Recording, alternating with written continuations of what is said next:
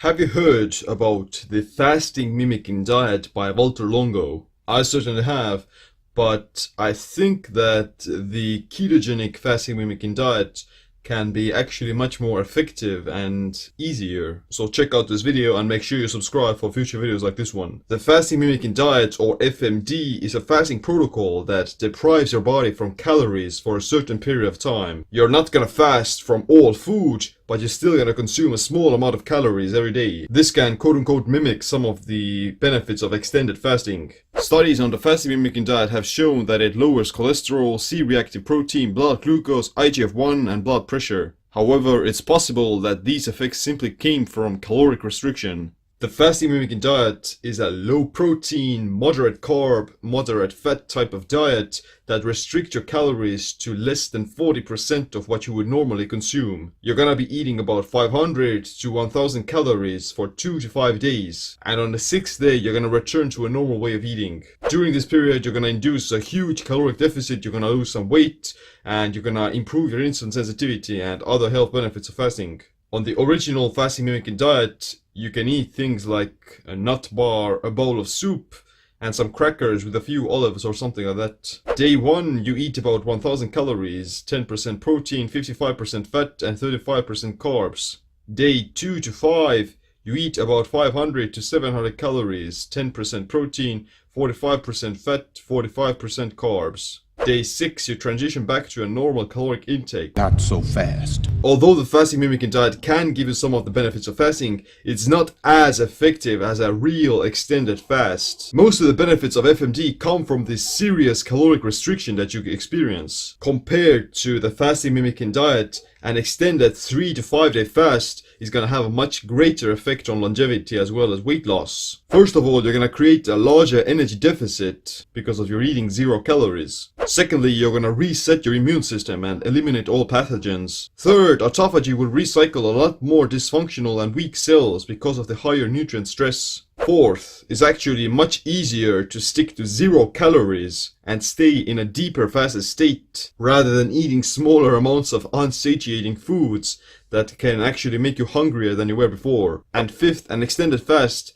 can actually make you maintain more muscle than eating at a serious caloric deficit for a few days. If you're restricting your calories or you're going for these longer fasts, then you want to get into ketosis because it's going to protect against muscle catabolism. It's also going to make it so much easier because your body's going to tap into its body fat stores without having to worry about an energy crisis or anything like that. The fasting mimicking diet can maintain a semi-ketogenic state, but it's still not optimal because of the macronutrient ratios aren't going to keep you in ketosis for long. In fact, the ketogenic diet consistently, even without fasting, has been shown to provide many of the same benefits as the fasting mimicking diet, such as lower blood pressure, decreased insulin, reduced inflammation, and fat loss. You can even experience mild autophagy after an overnight's fast on a low-carb diet. The only benefits you wouldn't get from eating keto are suppressed IGF-1 and some other things that happen only during fasting. The fasting mimicking diet has its place, and I do think that it can work in some situations. But if I were to ever do it, then I would definitely change up the macronutrient ratios and fit more of a ketogenic template. Just because it's going to make it easier and it's going to be more effective for both triggering the longevity pathways as well as maintaining muscle. Don't move a muscle. The macros of the standard keto diet are 5% carbs, 15% protein, 80% fat, and they already mimic the physiology of fasting to a large degree. In fact, it was first developed to treat epileptic children who didn't get any seizures when they were fasting. To make this effect more sustainable in their everyday life, the doctors created the ketogenic diet that eliminates all carbohydrates, reduces inflammation, and switches the body over to a fat-based metabolism. If you're gonna combine severe caloric restriction with the ketogenic diet while practicing some time-restricted feeding, then I would say that you're gonna gain the same benefits of the fasting mimicking diet, but you're also going to activate more autophagy, you will maintain more muscle mass, and it's going to be easier for you. So here's how to do the ketogenic fasting mimicking diet. First is the preparation phase. Eat low carb foods for 1 to 2 days with about 10 to 20% carbs, 25 to 35% protein, and 60% fat. This is going to deplete your glycogen and ignites ketosis. Second, practice time restricted feeding. Limit the time spent in a fit state and fast for at least 14 to 18 hours every day. This keeps you in deeper autophagy during the fasting period. Third, the fasting mimicking ketogenic phase. Drop your calories to 40% of what you normally consume. You may not need any more than 600 to 800 calories. Reduce your carbs to 5 to 10% and eat only very limited amounts of low-carb vegetables like some broccoli or cabbage. Protein should also stay relatively limited because the amino acids can slow down the benefits of the fast. Stick to 15%. A few days of protein restriction are actually beneficial for insulin sensitivity and future muscle growth. The rest of the calories should come from ketogenic fats like MCT oil or olive oil.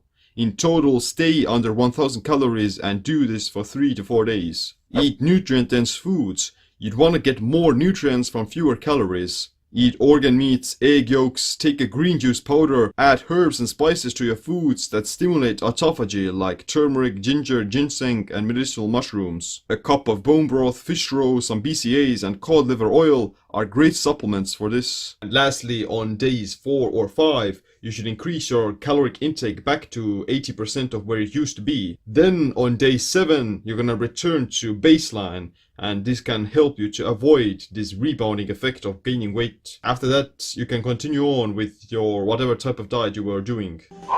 What I recommend you to do is to practice daily time restricted feeding every day and fast for at least 16 hours at minimum. If you extend it up to 18 and 20 hours, then that would be even better. When it comes to these extended 3 to 5 day fasts, then you should have them for at least a few times every year. But you can also have these ketogenic fasting mimicking diet phases for a few days of the month to really ignite fat loss, boost more autophagy, and benefit your longevity overall. Even if you're trying to build muscle, then that's gonna be a really good strategy. I myself tend to have these ketogenic fasting mimicking days of consuming about 500 to 800 calories at least 2 times per month. That's better. Originally, the fasting mimicking diet was done for people who are used to having very high eating frequency. They're eating a bunch of carbs and they haven't even fasted ever. So the idea is that they can, gateway drug themselves into much more caloric deficit by mimicking the physiology of fasting. The best thing you could do is to have a long fast, but these ketogenic fasting mimicking days